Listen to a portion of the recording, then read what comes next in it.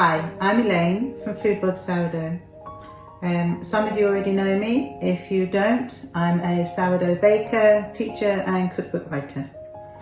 And this is my very happy, very beautiful starter star. Just waking up this morning. So if you have tried making a starter before and it hasn't been successful, or you had a starter in the past and you want to start making sourdough again, or you just fancy giving it a go, I thought I would share some tips with you in this short video to help you along your way. They might be useful if you have an existing starter, but all of them, if you have any questions about anything, please let me know. So my best tip for your starter is whatever flour you've got, use your best flour for your starter. If you have different budget kind of flours, different flours in your home, use your best quality one for your starter. This is our baby. This is what always, this is what makes our bread.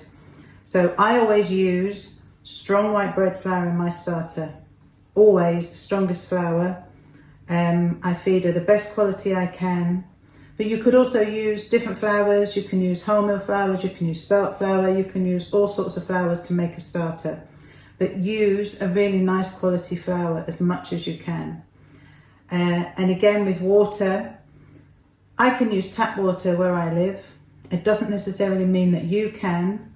So it might be that you need to make sure that your tap water is also kind for your starter. Some tap water is heavily chlorinated. If you can smell that on your tap water, fill a jug with water and just leave it out for 24 hours and the chlorine will evaporate. Alternatively, if you're concerned, use some filtered water or some boiled and cooled water. So starters they are our magic. They are our joy. But the pure fact is they are fermented flour and water. That's all a starter is. For some people, they seem like a scary thing. For other people, it seems like a weird thing to have this living entity in their fridge. But this is the beginning of everything. And it literally is just fermented flour and water. You're mixing flour and water. You're giving it a chance to ferment and grow and develop into something that's going to make your bread. And it's the wild yeast, the natural wild yeast in your flour that it collects and it builds in your starter that creates the yeast element that goes into all of your breads and all of your sourdough baking. So when you're making it, one of the best tips I can give is make sure you use a small jar. I use a WEC 744 jar. This way you have a nice wide opening for mixing and adding and stirring, but also it stops you keeping too much. You do not need vats and vats of starter. You only ever need a small amount. So this has been fed. I would normally have less in here. You only need between 50 and 100 grams of starter as your base. You don't need any more than that. So make sure that you're not building up too much. And give it time. Time really is necessary with a starter. Some starters can be ready in 5 days, some starters in 5 weeks. Usually there's a reason if they're slow, which is why I often get questions from people. If you're using a flour that seems to just be turning to paste, it's not strong enough. If your starter is getting a murky water on the top, it's getting hungry, so it needs more flour. So there are some simple, easy tips with your starter. And it's very much follow a process. I'm including a link so you can see the step-by-step process of how I make a starter. I use very small amounts, so there's not much waste.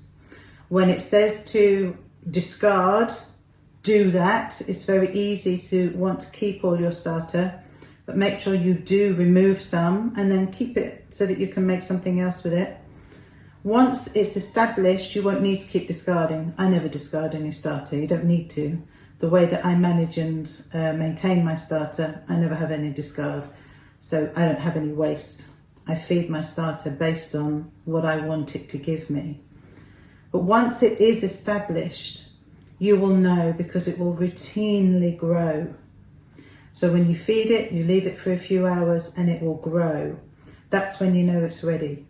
Some starters, like mine, will get bubbly. That's because of the flour I use. Other starters don't. So you don't need to look for bubbles necessarily. If it's a whole grain flour, whole grain starter, you'll see lots of texture up the side of the jar, but it'll be a flatter surface. If you use a rye flour, you might get a dark surface on it. And all these things are normal.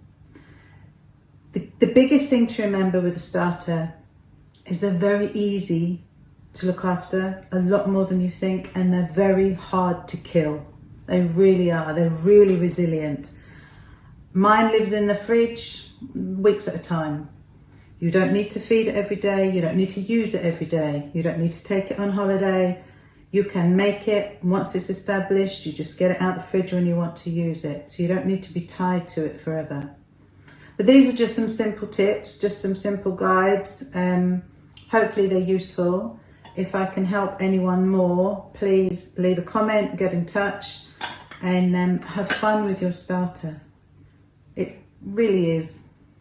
They are a joy. When you feed them and you see them respond and you can see that life in them, that's telling you that life is going to go into your dough. So enjoy it.